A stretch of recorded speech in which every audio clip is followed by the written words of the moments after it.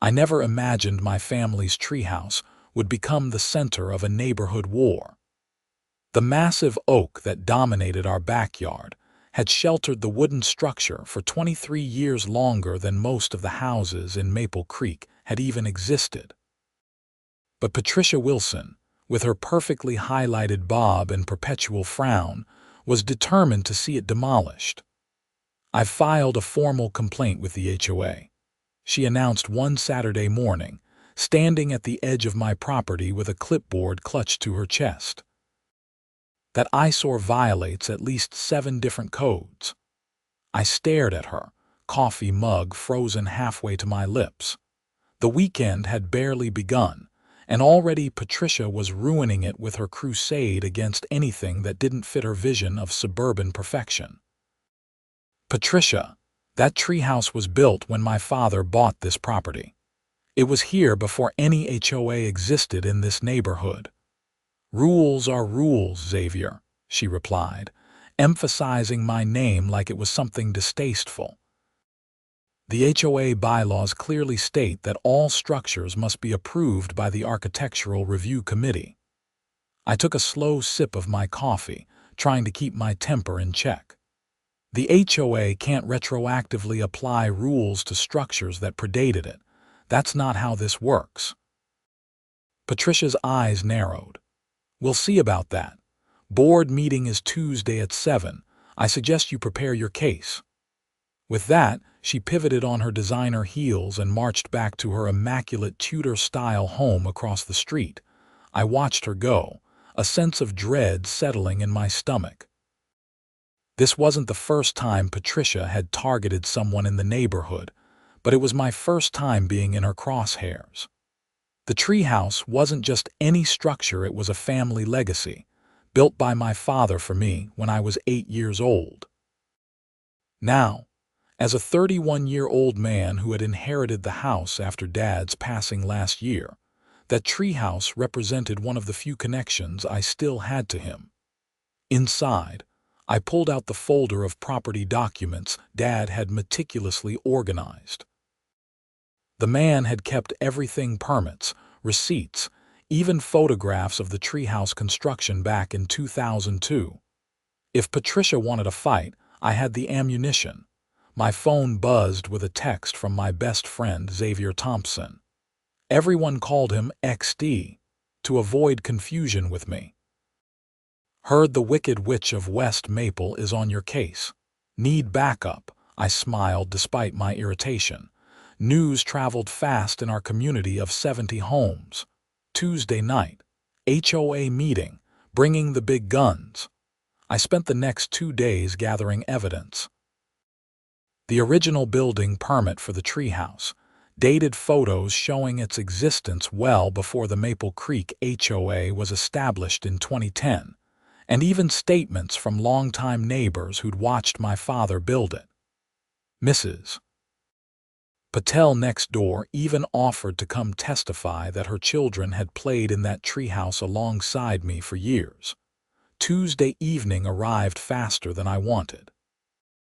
I packed my documents into my father's old leather briefcase, another inheritance I treasured, and walked the 3 blocks to the community center where HOA meetings were held. The small meeting room was already half full when I arrived. Faces turned to watch me enter, some sympathetic, others curious, a few hostile. Patricia sat at the front table alongside the other board members, her posture rigid as she arranged papers before her. "Xavier Dalton," called out Harold Jenkins, the HOA president, a retired attorney who approached these meetings with the gravity of Supreme Court proceedings. "I understand you're here regarding an alleged violation concerning an unauthorized structure on your property." I took my place at the podium facing the board. "Yes, but there's been a misunderstanding. The structure in question, a treehouse in my backyard oak, predates the establishment of this HOA by nearly 8 years. Patricia cleared her throat.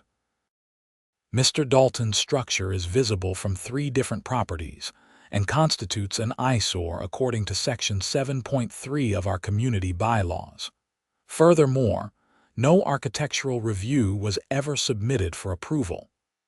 Because it was built in 2002, I replied, keeping my voice even. The HOA wasn't formed until 2010. I have the original building permit here, signed by the county inspector. I pulled out the permit, passing it to Harold. The room hummed with whispered conversations as he examined it. "This appears to be in order," Harold admitted, adjusting his glasses. However, Patricia raises a valid point about current compliance. When the HOA was established, all homeowners agreed to bring their properties into compliance with the new standards. "With all due respect," I countered, "the bylaws specifically exempt pre-existing structures from retrospective compliance requirements."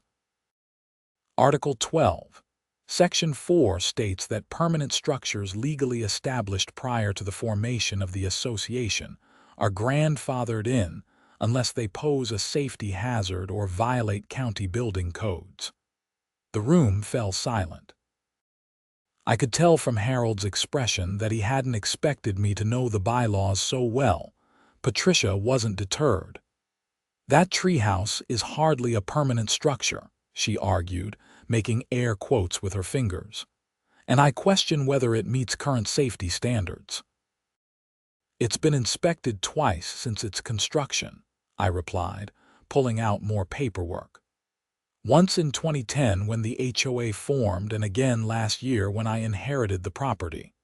Both inspections confirmed it's structurally sound and meets all safety requirements." The meeting dragged on for another 45 minutes as Patricia raised objection after objection. The color of the treehouse, natural cedar, apparently clashed with the neighborhood aesthetic. The rope ladder was potentially dangerous. The small deck might encourage unsavory gatherings, whatever that meant. Finally, Harold called for a vote. The board members, all 5 of them, conferred quietly, then turned to face the room. "Based on the evidence presented," Harold announced, "the board finds that Mr. Dalton's treehouse is indeed protected by the grandfather clause in our bylaws. No violation has occurred, and no modifications are required at this time." I exhaled a breath I hadn't realized I was holding. Around the room, several neighbors nodded approvingly or gave me subtle thumbs-up gestures. Patricia's face had turned an alarming shade of red. She gathered her papers with sharp, angry movements, nearly knocking over her water glass in the process. I thought that would be the end of it. I really did. But as I've learned many times since, Patricia Wilson never admits defeat, she just changes tactics. The next morning, I awoke to the sound of a power saw. Racing to my bedroom window, I was horrified to see a county work crew in my backyard.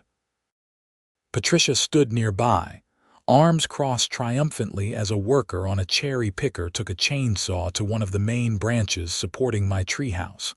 I threw on clothes and ran outside, shouting for them to stop. The workers paused, looking confused. "What the hell is going on?" I demanded, directing my fury at Patricia. "County Ordinance 29B, she said smugly. "Trees within 30 feet of a power line must be properly trimmed.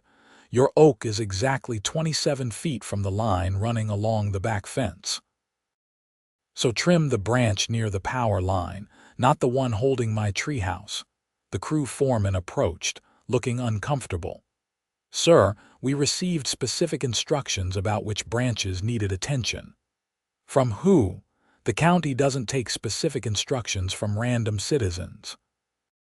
The foreman hesitated, glancing at Patricia. "From Mrs. Wilson. She said she was acting as the HOA representative and had the authority to direct the trimming." "She does not have that authority," I said firmly, "and the HOA specifically ruled yesterday that my treehouse is protected." I pulled out my phone and called Harold Jenkins, putting him on speaker. After explaining the situation, Harold's exasperated voice came through clearly. Patricia has absolutely no authority to direct county workers. The HOA didn't authorize this. The foreman nodded, signaling his crew to stand down. Sorry for the confusion, sir. We'll need proper documentation before proceeding with any cuts near the structure. Patricia's triumphant expression crumbled. This isn't over, Xavier, she hissed before storming off. She was right about that. Over the next 3 weeks, Patricia launched what could only be described as a harassment campaign.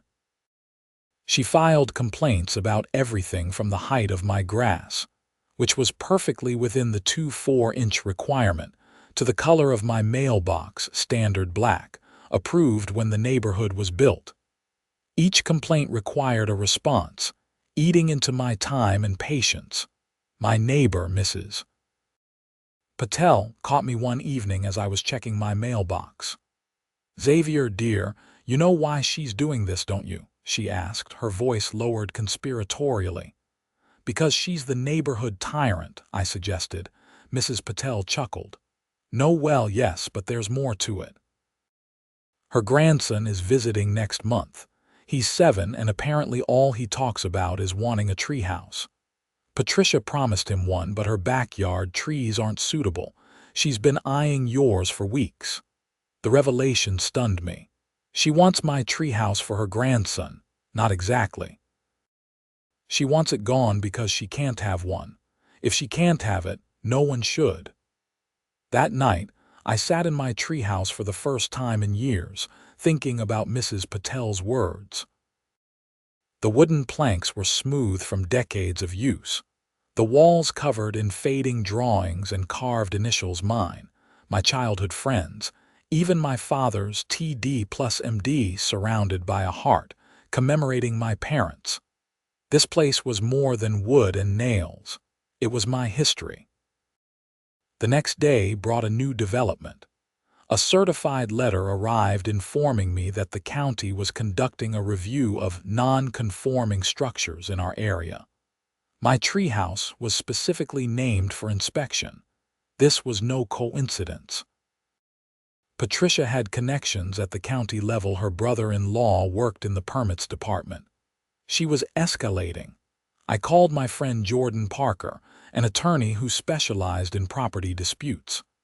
After explaining the situation, she agreed to help. "This is textbook harassment," Jordan said when we met at her office. "The HOA has already ruled in your favor, and now she's using her connections to circumvent that ruling. We can fight this." Jordan drafted a cease and desist letter addressed to both Patricia and the HOA board, outlining the pattern of targeted harassment and threatening legal action if it continued. She also contacted the county inspector directly, providing all the documentation of the treehouse's legal status and prior inspections. The letter seemed to have an effect, at least temporarily. The county inspection was mysteriously postponed, and for a blessed week, no new complaints appeared in my mailbox. Then Saturday morning, I woke to find Patricia in my yard with a tall, stern-looking man in a business suit. They were measuring the distance from my treehouse to the property line. "This is private property," I called out as I approached them. "You're trespassing." Patricia smiled thinly. "Xavier, this is Mr. Griffith from the County Zoning Commission. We're just confirming some measurements. Without permission or notice, I don't think so." I turned to Mr. Griffith. "Do you have a warrant to be on my property?" The man looked uncomfortable. "No, but Mrs. Wilson indicated." "Mrs. Wilson has no authority regarding my property," I interrupted. "Please leave now, or I'll be forced to call the police." Mr. Griffith nodded, apologizing as he retreated. Patricia lingered, her expression calculating. "You know, Xavier, this could all go away if you'd simply remove that eyesore voluntarily. The neighborhood has standards now. The treehouse stays, Patricia. The HOA already ruled on this, and it's not open for discussion." "Things change," she replied cryptically. Board members change their minds, especially when they learn new information. With that vague threat hanging in the air, she left. I immediately called Jordan to update her on this latest intrusion. She was concerned by Patricia's implied threat about the board. She might be trying to sway other board members, Jordan warned. We should attend the next HOA meeting to ensure they are not planning to revise their decision. The next meeting was still 2 weeks away, but Patricia wasn't waiting. 3 days later, a notice appeared on my door. Emergency HOA meeting tomorrow, 7 p.m. regarding safety concerns at 42 Maple Drive, my address. I called Harold immediately. What emergency? I demanded when he answered. Xavier, I'm sorry about this. Patricia submitted documentation suggesting your treehouse may have been damaged during last week's windstorm. As safety is our primary concern, we're obligated to address it. That's ridiculous. The treehouse is perfectly intact.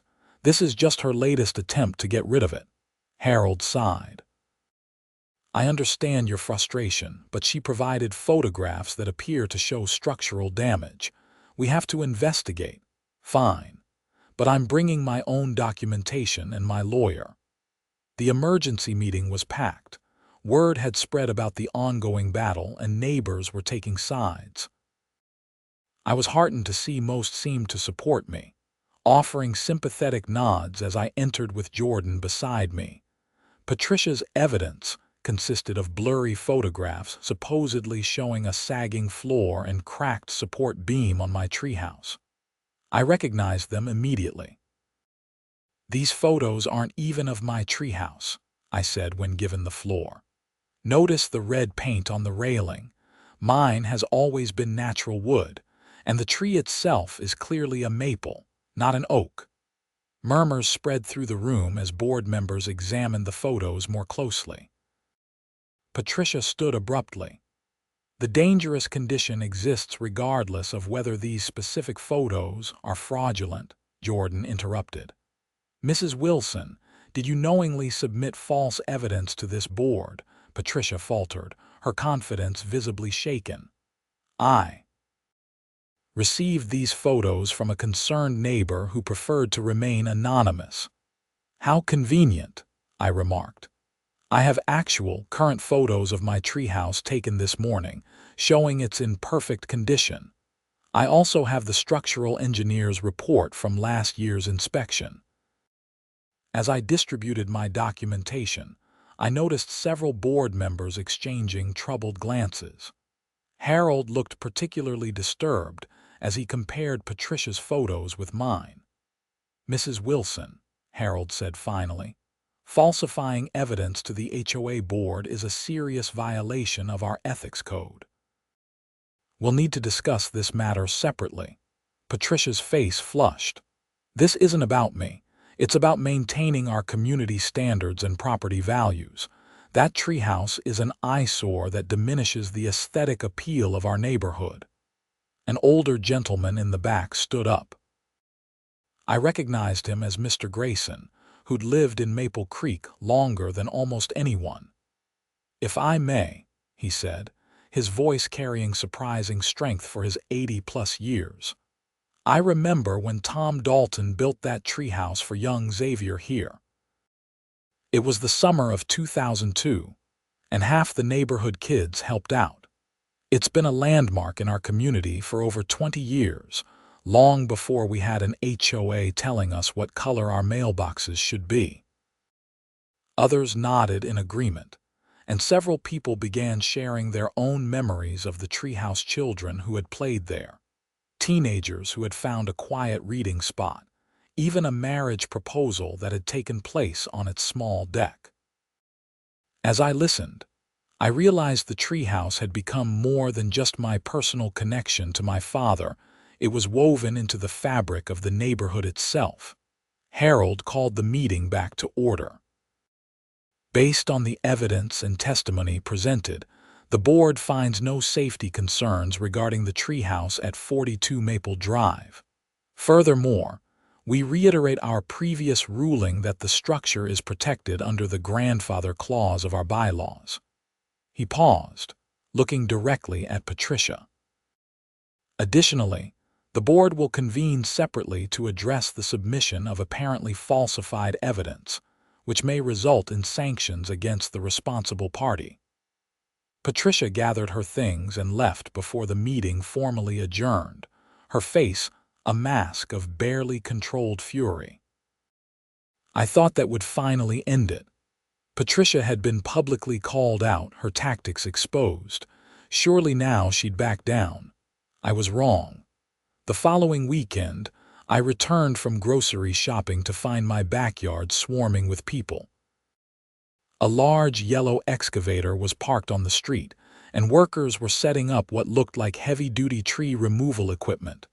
Patricia stood supervising, a smug smile on her face. "What the hell is happening here?" I demanded, abandoning my groceries in the driveway. "County Public Works," she replied sweetly.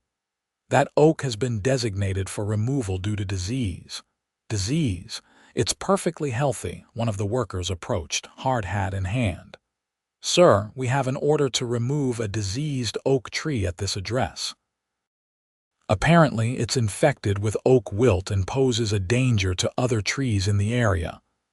"That's impossible," I said, struggling to keep my voice steady. "The tree was inspected less than a year ago. It's completely healthy." The worker shrugged.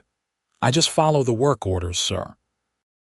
This came from the county forestry department, signed by the chief arborist. My mind raced.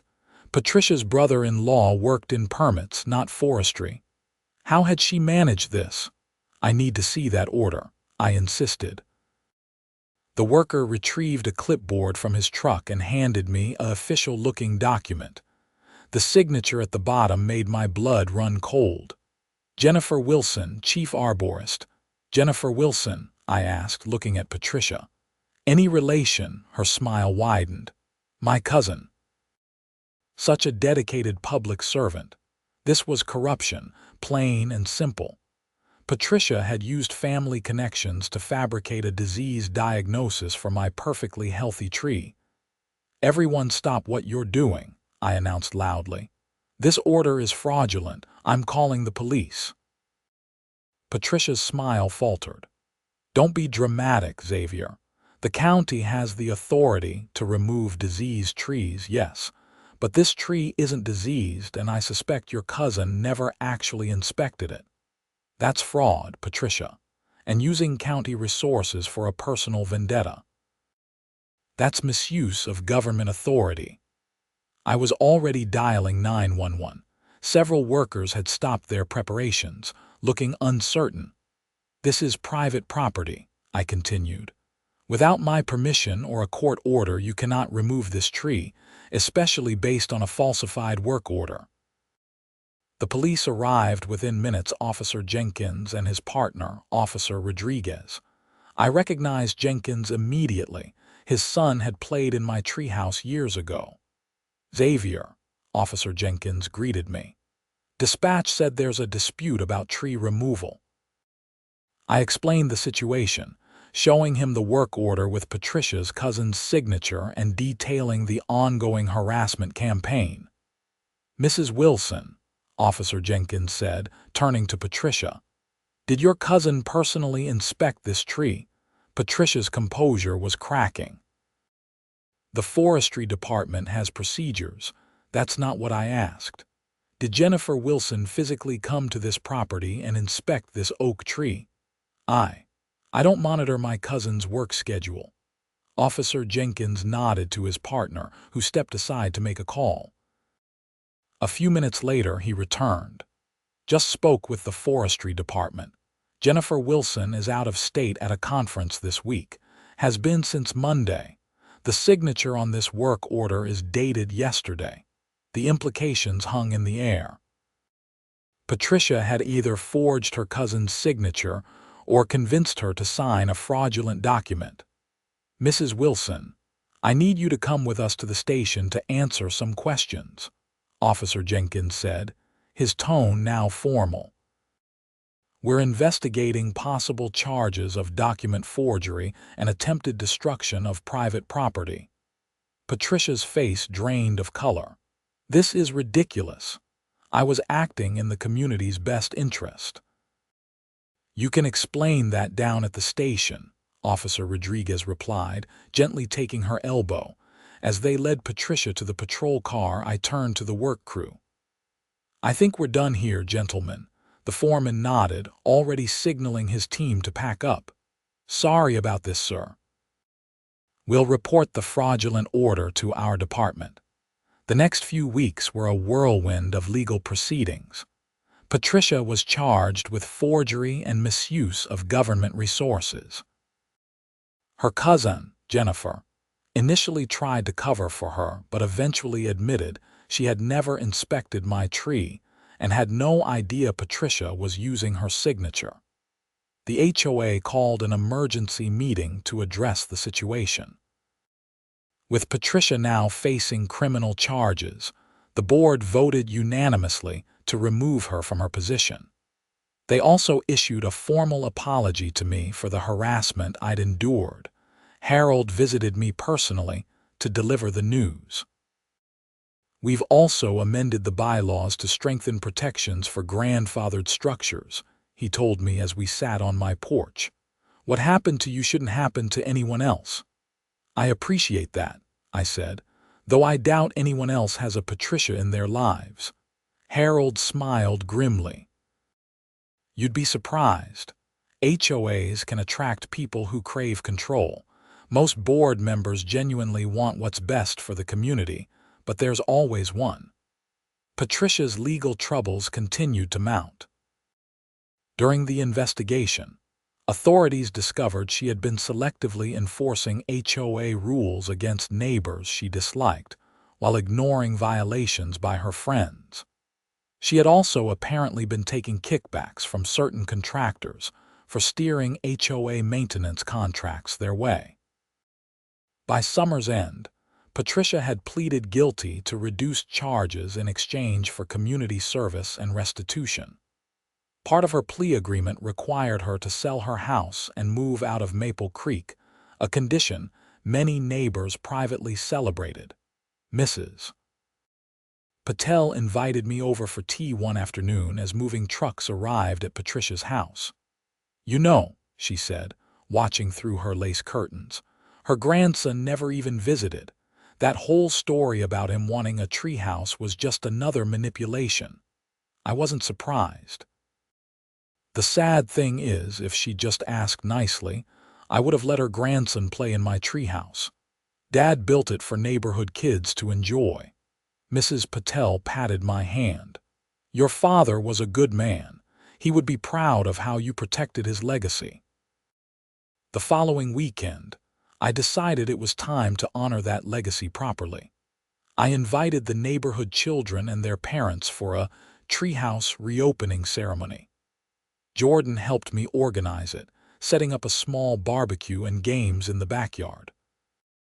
As children climbed the rope ladder and explored the treehouse with delighted squeals, I found myself standing beside the old oak's trunk, hand resting on the smooth bark. Nice turnout, came a voice beside me. I turned to see XD holding 2 bottles of beer, offering one to me. Thanks for helping with the repairs, I said, accepting the beer. It looks better than it has in years. We had spent the previous week reinforcing the platform, replacing weathered boards and adding fresh stain to protect the wood. The treehouse looked almost new, though we'd carefully preserved the carved initials and childhood drawings inside. Your dad would have loved this, XD said, gesturing to the laughing children above us. I nodded, feeling a lump in my throat. Yeah, he would. Jordan joined us, her professional demeanor softened by the casual atmosphere. The new HOA president wants to talk to you, she said. Don't worry, it's good news. Harold had stepped down after the Patricia scandal, and the neighborhood had elected Mrs. Patel to replace him, a choice that promised a kinder, more community-focused approach to governance. Mrs. Patel made her way through the crowd, smiling warmly. "Xavier, dear, the board has been discussing ways to make amends for everything that happened. We'd like to designate your treehouse as a historical landmark within our community." A historical landmark. Yes, complete with a small plaque commemorating its construction and significance. It would ensure it remains protected regardless of any future changes to the HOA. I was touched by the gesture. "That would be wonderful. Dad would have been honored." "There's something else," Mrs. Patel continued. "We'd like to establish a neighborhood program where parents can work together to build similar structures for their children with proper supervision and permits, of course. We're calling it the Thomas Dalton Community Building Initiative." Tears pricked at my eyes. My father, who had spent countless weekends teaching neighborhood kids how to use tools and build things, would have loved nothing more than to have his name associated with such a program. "That's perfect," I managed to say. "Absolutely perfect." As the afternoon stretched into evening, children reluctantly descended from the treehouse, extracting promises from their parents that they could return soon. The adults lingered, sharing stories and building the kind of community bonds that HOAs were supposed to foster, but rarely did. Later that night, after everyone had left, I climbed into the treehouse one last time. The neighborhood was quiet, streetlights casting a gentle glow through the oak's leaves. From this vantage point, I could see most of Maple Creek, the houses where I'd grown up, the streets I'd ridden my bike on, the community that had ultimately rallied around me when I needed them. I ran my fingers over my father's carved initials, feeling closer to him than I had in years. "We did it, Dad," I whispered. "We protected what matters." In the months that followed, our neighborhood transformed. The HOA, under Mrs. Patel's leadership, shifted from enforcing arbitrary rules to building community. The Thomas Dalton Initiative became wildly popular, with 3 new tree houses constructed by the end of the year, each built by parents working together while teaching their children. Patricia's former house was purchased by a young family with 3 children, who quickly became regular visitors to my treehouse. Their father, an architect, joined the Architectural Review Committee and helped revise the guidelines to balance aesthetic considerations with personal expression and historical preservation. The plaque for my treehouse was unveiled during our community's spring festival. Simple and elegant, it read, "The Dalton Treehouse, ESD, 2002. A reminder that the strongest structures are built with love and community. May the children of Maple Creek continue to find adventure here for generations to come."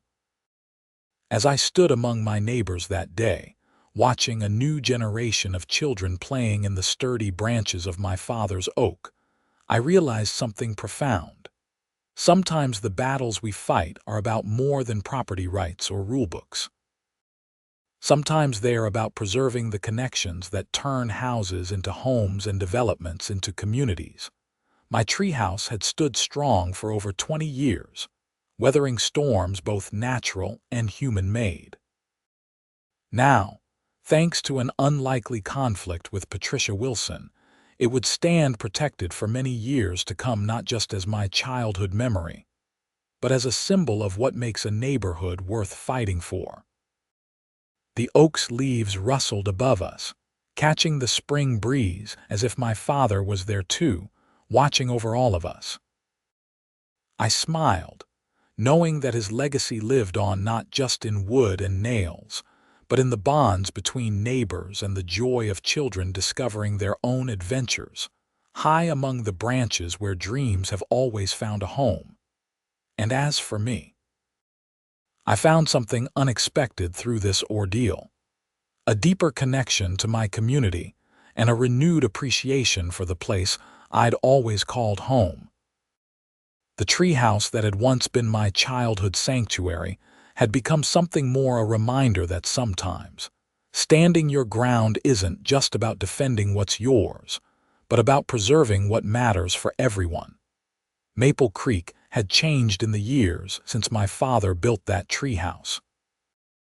Houses had changed hands, families had come and gone, and HOA had formed and reformed. But through it all, some things remained constant: the strength of well-built structures, the importance of shared history, and the power of a community that chooses connection over control. As autumn returned to Maple Creek, bringing with it the crisp air and golden light that had always marked the season in our little corner of the world, I hosted a neighborhood bonfire beneath the treehouse. Children roasted marshmallows while parents chatted easily, the tensions of the previous year long forgotten. Mrs. Patel settled into a lawn chair beside me, watching the festivities with evident satisfaction. "You know," she said quietly, "Patricia did us an accidental favor." "How's that?" I asked, passing her a mug of hot cider. "She reminded us what happens when rules become more important than people. In fighting her, you helped us remember why we choose to live in communities in the first place, not for uniform mailboxes or perfectly trimmed hedges, but for moments like this." She gestured to the scene around us. Neighbors laughing together, children playing beneath the starry sky, the treehouse standing sentinel above it all, its windows glowing with the string lights we'd installed during the summer. I nodded, understanding completely. "To unexpected lessons," I said, raising my mug. Mrs. Patel clinked her mug against mine. "And to tree houses that outlast tyrants." Above us, the old oak's branches swayed gently in the evening breeze, as if joining in our toast, a living reminder that the things worth protecting are often the things that have been there all along, quietly bearing witness to the stories that make a community whole.